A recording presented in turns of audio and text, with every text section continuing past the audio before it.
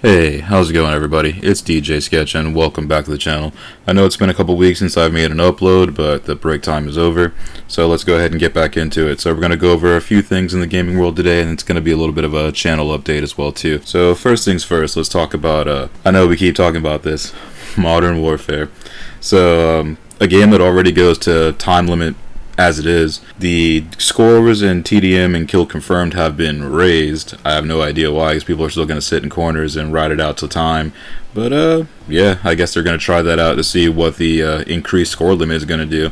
I know it's not going to encourage people to move around, but you know, Infinity Ward's just been full of great ideas, so we'll see how that works out. And also, cheaters and hackers are still a problem in Modern Warfare 2019. And I called this even back in the beta. I was like, yo, the fact you have crossplay enabled is going to make one thing incredibly easy for a lot of people, and that's if you break the PC version, you're going to break all three versions as well. And what do you know, it's been happening because what's this kid, Twisted Bear or something like that, the kid streamed himself using an aimbot, and you just see him just like murking anything because he can see everybody coming in. Aside from the super loud footsteps, now he has like a little box that paints out enemy locations pretty much at any moment. So yeah, Infinity Ward is killing it right now.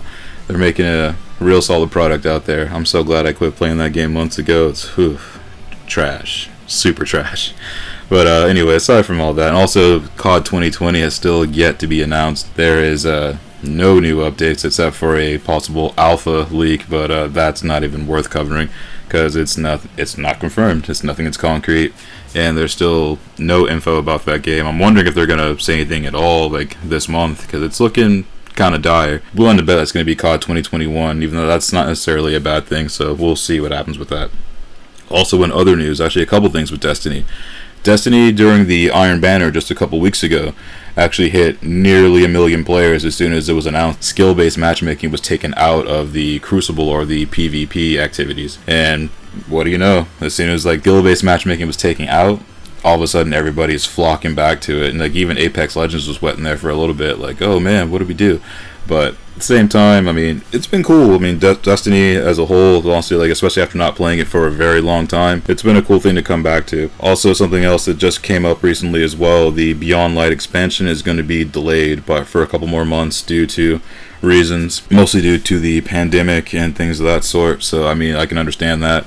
But also, what in turn that has done is now it's wedged itself in between the release of Assassin's Creed Valhalla and Cyberpunk 2077, so I'm hoping that expansion is good, but also at the same time, that's going to be a tough one to roll toe-to-toe with, because I know I'm going to be playing Cyberpunk, and we'll see if we can make time for both, alongside everything else we try to get done on this channel, but that's going to be a goodbye to the rest of 2020, because that's going to be a lot of time sunk into something, if not multiple things. And also, here's like a upcoming list of reviews that are coming up. Also, I just got done with Bloodstained Curse of the Moon 2. That game is gas. Like, if you played the first one or the Symphony of the Night, I guess, sort of remake-ish kind of thing, Ritual of the Night, is also all done by the original people that did the OG Castlevanias. If you like any of the Bloodstained games, especially the Curse of the Moon, the first one, get it, because honestly for $15 you're honestly not going to get much better game than this. Honestly, it's solid. It's tough, but it's fun. Also, we'll have a full review coming up about that in just a few more days here. And also something I just played recently that's been sitting on the shelf for at least a good year or two, Lollipop Chainsaw. Yeah, it's one of the Suda 51 games. This one I always thought was like, yeah, it's kind of whatever, and then I just finally like took it off the shelf and played it and was like, alright, you know, it's like grindhouse and exploitation flick, the game essentially, and it's actually pretty tight. I mean, it's so dumb, it's great. So that's another one. We're gonna do a review on that here pretty soon as well. And also, Super Spy Hunter, just got a copy of that recently. That game is gas, so we're gonna talk about that pretty soon as well.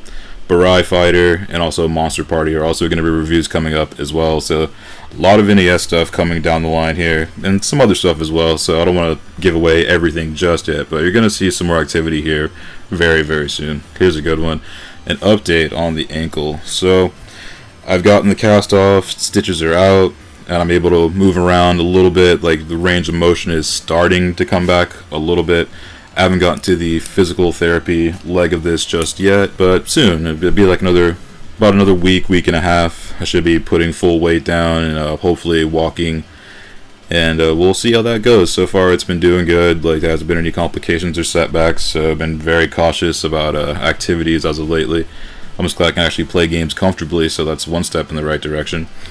And so far, it's doing alright. Like, it could always be better, but at the same time, it's been a day at a time kind of deal. So, getting there, but it's just going to take a little bit longer, but your boy should be back to normal here before too much longer. And also something else that's come up recently as well, some new games that are coming out. I'm not sure if these are coming out this year, but hopefully sometime soon. I know Far Cry 6, probably not very soon. But that was the one as far as the Ubisoft event that came up recently. That was the only one I really paid attention to. Far Cry 6 looks kind of cool.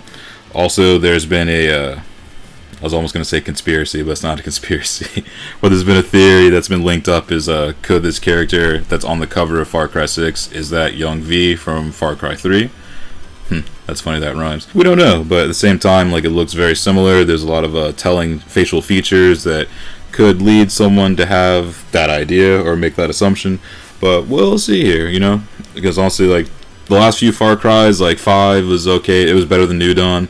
Because after playing Far Cry 4, finally, like, that game's honestly pretty sick. So, pretty much, like, the only 2 Far Cry games I really didn't like that I've played was Far Cry New Dawn and Far Cry 2. The rest of them I highly recommend, especially even, like, the first one is by today's standard, it's not, like, as raw, but still at the same time, the game is just so ridiculous. Like, Far Cry 1, hands down one of my favorite games of all time, even though it's, like, not the most polished thing ever. But at the time, that game was sick. And what else? Oh, and Shadow Warrior 3. Yeah, Lo Wang is going to be back for a 3-peat, so I haven't really heard much about this yet, but at the same time, like, just the fact that there's going to be another Shadow Warrior, I'm still trying to figure out if there was a physical copy of Shadow Warrior 2, because I saw it on Game Pass and saw it digital only, but I've never seen a physical copy of Shadow Warrior 2. So I'm going to try to, like, track one of those down eventually, that if I can't find that, just go and get the digital version. But still, Shadow Warrior 3, I'm stoked that this reboot of the franchise has made it this far, because I didn't know, even when the first one came out, that must have been like 2014 or maybe 15, and might have been even earlier than that. But the fact that, like, that went over well, like, with Devolver Digital and Flying Wild Hog, like, I'm stoked that they were able to bring that franchise back and actually keep it going, and they kept it good the whole time. Like, there hasn't been much in the way of, like, slouch as far as the Shadow Warrior games have been concerned as of lately. So, Shadow Warrior 3, again, I haven't seen a release date for this just yet, but I know it should be, not sure if it's going to be multi-plat or not, but I know it should at least be on the Xbox, so there'll be something to look out for and something cool to play down the line. And that's pretty much all I got for this one. So just as like I was mentioning before, there's going to be some reviews coming up relatively soon. Bloodstained will be first, so I just got to do the editing and all that fun stuff for that, and that should be available for you guys here soonish, like within the week. I'll definitely say that much. And then you got like a boatload of projects coming up in the future, so stay tuned. And thanks again for all the support, and thanks for all the new subscribers and old ones for sticking around here with your boy. I appreciate each and every one of you, and I hope you're all well and staying safe out there, because things are still pretty wild out in the streets.